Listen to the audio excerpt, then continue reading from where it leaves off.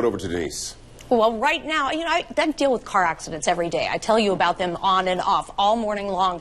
But until I was in one, you just didn't really stop and think about what you need to know about dealing with insurance companies and dealing with the car insurance. So I have Ron Cantrell in here, and Ron is a retired insurance adjuster and actually a claims manager. And you did that for 32 years. So in claims management, 32 years. Yeah, so you're basically an expert in this. And as far as, you know, one of my questions was, I mean, I was hit by someone else.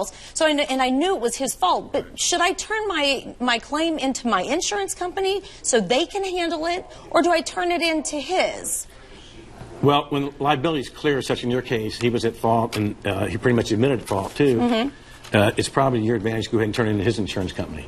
But sometimes they may be some questionable liability, and at that time, you're better off just going to your own insurance company and let the insurance companies battle it out. Well, and if you do go to your insurance company, I mean, you will get your deductible back if he is completely at fault, if the other party is completely at fault in the majority of the time. Now, in my case, he was underinsured, so for me to get my coverage back, that's where I felt like I was better. So when do you know when to do that? Well, that's correct. He was underinsured. He didn't have enough property damage coverage to pay for the damages to your car. Right. So at that time, that's when you need to go to your insurance company so that they can pay the actual cash value of your vehicle. They'll subrogate against the wrongdoer.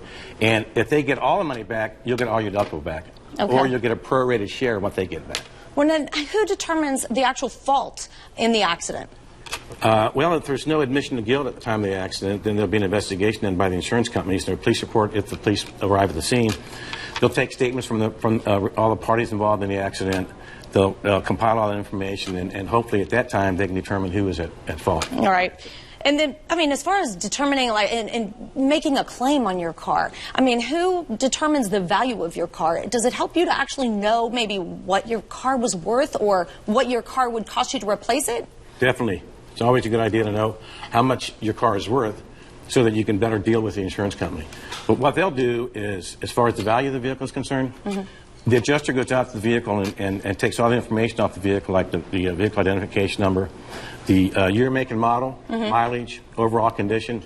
All that data is put into a database and to a third-party vendor computer service.